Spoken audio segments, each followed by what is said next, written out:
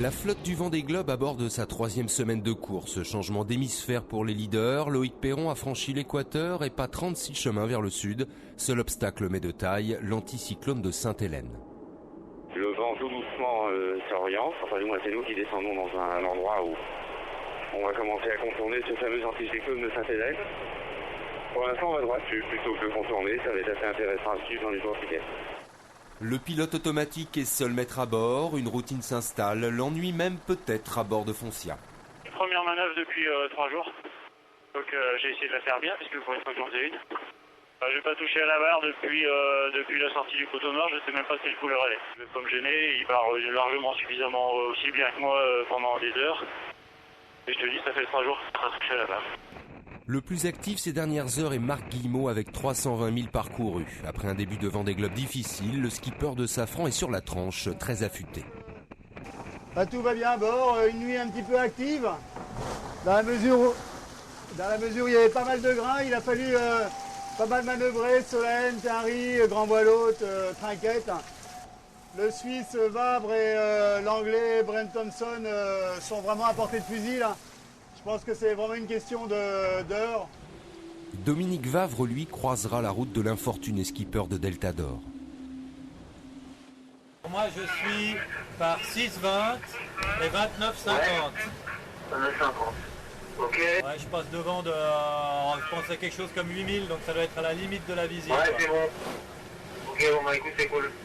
C'est cool, Jérémy. Ok, bah écoute, passe de la meilleure nuit possible, hein, et puis à bientôt. Ouais, bonne mère. Bonne mère. Salut. Surtout pour toi, bonne mère, et puis à tout bientôt. Ouais, merci, bonne course. Salut, Jérémy. 16e jour de course, Jérémy Bayou fait route vers le Brésil. Barre de flèche cassée, le mât de Delta d'Or ne tient plus qu'à un fil. Voilà la situation, je suis monté dans le mât, c'est vrai que le constat est pas brillant.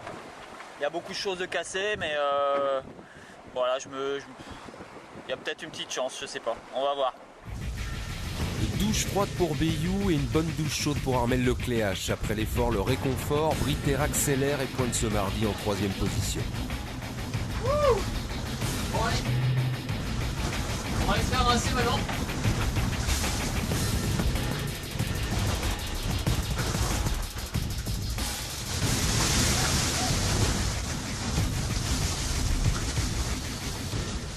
Très loin derrière, à 1500 milles du leader, Jean-Baptiste Degentil, bon dernier, mais heureux d'être revenu dans la course. Le skipper de groupe Maisonneuve est même en passe de réaliser le meilleur temps entre les Sables d'Olonne et l'Équateur.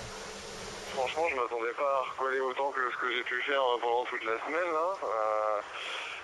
Fallait vraiment pas traîner parce que la porte s'est vraiment fermée derrière moi, là, derrière le Cap-Vert. Là, c'est plus très bon et il fallait pas y être en ce moment. Là, donc de ce côté-là, je suis plutôt content d'avoir mis le coup d'accélérateur au bon moment. Ouais. Si les uns se montrent le jour, la nuit appartient bel et bien à Loïc Perron qui profite de l'obscurité pour accroître son avance. Gitana Haiti est en tête depuis déjà 12 jours. Mercredi 26 novembre, message de Jérémy Bayou, le skipper de Delta d'Or n'est plus solitaire. Il n'y a plus la mer et l'horizon à perte de vue, on est à récif. Le mât est délaminé, donc c'est irréparable par mes propres moyens. Et ça va être très dur même de réparer ça sur place, donc voilà, c'est un moment un peu dur. Voilà, d'autant que c'est vrai que le décor, les docks, etc. change un petit peu, donc ça fait une impression vraiment bizarre d'être là.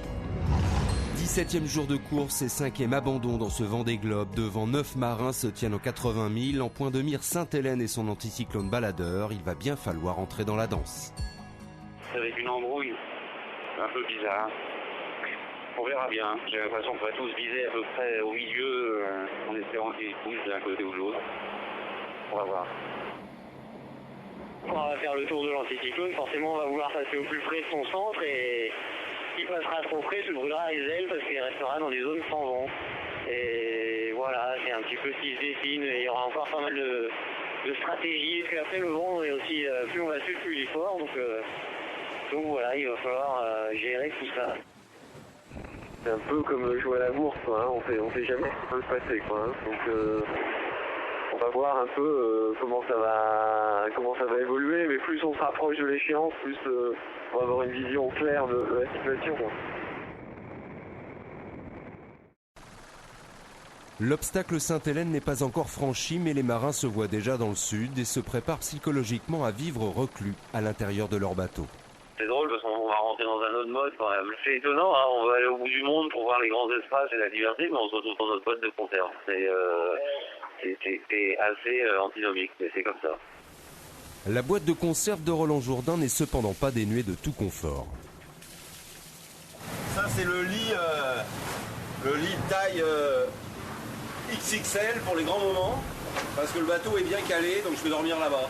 Sinon ça dort un peu partout, par tranche d'une demi-heure, par tranche d'une heure, choses comme ça. Et sinon voilà l'alarme.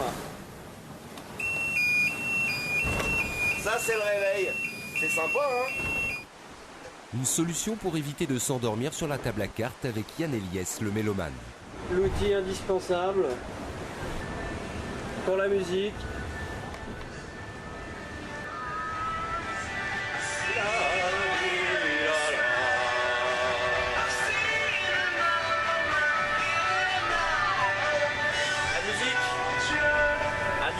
La musique.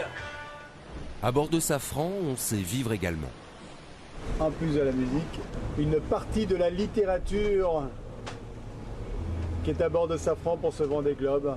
Les conditions n'ont pas permis de lire beaucoup là, depuis le début de cette course, mais je pense que ça va commencer très prochainement. En attendant, le groupe de tête bute sur l'anticyclone. Première victime, le leader Loïc Perron, englué dans une zone sans vent, a dû laisser filer Sébastien Josse. Britter est troisième. C'est étonnant, mais après 5000 milles parcourus, les premiers du Vendée Globe naviguent à vue et pourraient presque s'observer dans le blanc des yeux. Actuellement, les vents tournent comme la chance au poker et le classement évolue sans cesse. Pour Yann Eliès, on serait même dans une partie de poker menteur. On a vu qu'il y avait des routes un petit peu bizarres là, cette nuit et ce matin. Je pense que Gitana, ça me paraît bizarre son histoire hier, avoir fait du 4 nœuds à 90 degrés de la route sous un grain. Je pense que le train, il a bon dos et qu'il a dû avoir aussi des petits pépins techniques. Eliès est songeur, Sébastien Josse lui avoue. Il était bien avec Gitana hier soir et Loïc Perron n'a pas bluffé. Il y a des gros nuages noirs et avec de la pluie dedans, un peu comme le photo noir, parce que c'est un petit peu moins actif. Et on essaye de passer entre ces nuages noirs. Et des fois, le nuage il va plus vite que vous, ou dans le cas de Loïc, il a dû se faire surprendre parce que la nuit, on les voit pas. Mais moi, je suis arrivé après, les jours, je l'ai vu, donc j'ai chauffé un petit peu, et voilà. Ces petites guerres d'intox, Loïc Lebras les connaît bien. Lui qui fait vivre la course à travers ses articles anime également les vacations radio. Et Loïc connaît bien son Perron. Au niveau bluff, il doit se valoir avec Bilou, Le Cam, Desjoyaux et d'autres. Et je pense que les petits jeunes figaristes ne sont pas en reste de ce côté-là. C'est bien pour ça qu'ils se méfient. Peut-être qu'ils sont encore plus bluffeurs, encore plus joueurs, la nouvelle génération. Une chose est sûre, cette partie de solitaire amuse beaucoup le skipper de Gitana. Le souci du jour, c'est que l'anticyclone de Sainte-Hélène est là, nous barre la route. Et a priori, la tendance est plutôt de passer dans l'ouest. Mais des petits malins vont essayer d'aller tout droit. Est-ce que nous en ferons partie? Tout là est le mystère. À bientôt. La course du Vendée Globe va entrer dans sa 4e semaine et les skippers n'en reviennent toujours pas. Être si loin et si proche à la fois. On est au 20e jour de course. On va rentrer dans les 40e à la fin de la journée ou dans la nuit qui vient. Et ce qui est le plus incroyable, c'est qu'on est au contact entre différents bateaux de la flotte. À 1000,5 sous mon vent, il y a Veolia, et à 3000 à mon vent, il y a Paprec. Donc c'est quand même quelque chose d'incroyable. Qui aurait imaginé il y a 3 semaines qu'on serait encore bord à bord, en train de se tirer la bourre, en plein milieu de l'Atlantique Sud.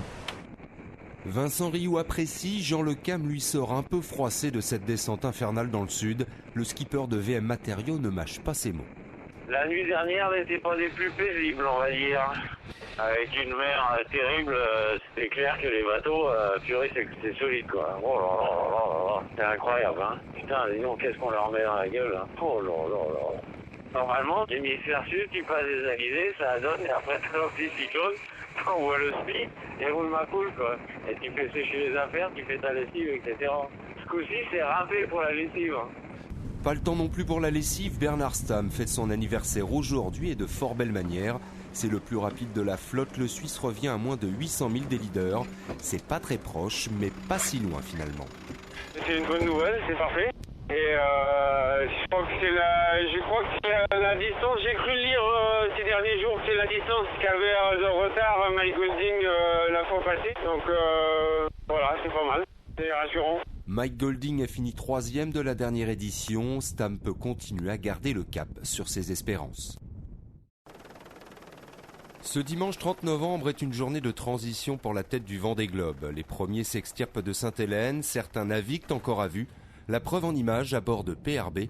Au loin, on aperçoit le bateau de Roland Jourdain. Bilou n'en revient toujours pas. Aux portes du Grand Sud, comme si on était en régate dans la baie de Concarneau. On est 4 bateaux là, en train de se tirer la bourre. Ça fait 3 semaines qu'on est parti. En équipage, ça fait bizarre, mais alors en solitaire, on va tourner en escale, c'est marrant, quoi. Voilà. Moins marrant, le contournement de l'anticyclone. Comme le dit Yann Eliès, ce ne fut pas une mince affaire. C'est pas évident, c'est sûr, de traverser ces zones-là. Il y a moyen d'y laisser des plumes. C'est sûr que c'est éprouvant parce qu'il faut être dessus à fond, y compris sur les choix de voile, sur les réglages. Il n'y a pas de temps mort. Je suis content parce que je suis à l'endroit où je voulais être. Voilà, pour l'instant, c'est que du bonheur, mais bien fatigué quand même. Pour Marc Guillemot aussi, le plus dur est fait. Le skipper de Safran, 10e, peut enfin sentir les brises fraîches du Grand Sud. Ça va, le vent est enfin là depuis 1 heure. Le vent commence à rentrer et ça fait pas de mal. Devant nos solitaires, le 40e parallèle se dessine. Le vent dans les voiles va pouvoir rugir, les milles défiler. Une course de vitesse qui est d'ores et déjà lancée entre Loïc Perron et Sébastien Josse, le nouveau leader de la flotte. Les deux hommes ont 40 000 d'avance sur leurs poursuivants. 40 000, c'est pas grand-chose, c'est sûr, c'est bien. Maintenant, si ça part devant, tant mieux. Là, ça fait 20 jours de course qu'on a fait et il n'y a que 40 000 d'avance. 40 000, c'est rien, c'est 80 km. Donc voilà, mais oui, en tout cas, c'est mieux d'être là que derrière, hein, c'est sûr. Moi, je préfère être dans cette situation-là.